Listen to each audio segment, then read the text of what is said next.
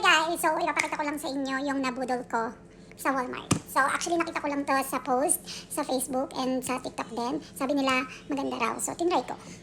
So, eto yung ating nabudol sa Walmart. So, ito guys, sabi nila, sobrang mabango daw to sa bahay. So, yan. Dalawa na yung binili ko. Yung isa, wild berry cassis. And yung isa naman, goji moro orange. So, itatry natin muna yung wild berry. Ito. Tingnan natin kung gaano siya kabango talaga dito sa bahay. Wow, packaging pa lang, oh. Ang ganda na.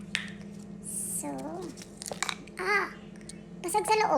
Basag siya sa loob, pero okay lang naman. At least, hindi naman na siya nabawasan. Ang laman nito is 40 pieces.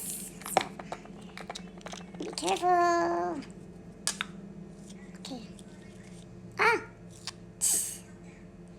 Okay. Wala ko ng isa, tapos siya. Gusto. So, gising ako gamit. Baka na. Legit, sobrang bango nga niya. So guys, ito, ang presyo lang nito is $5.97. Tapos, itong pinaglalagay niya, $5 lang din. So, in just $11, meron ka ng pampabango sa iyong bahay. I don't think madedetect siya ng dito sa fire alarm. Ang bango niya, grabe. Sobrang bango. So, yun na rin ito guys, Botanical Aromatherapy. Ayan.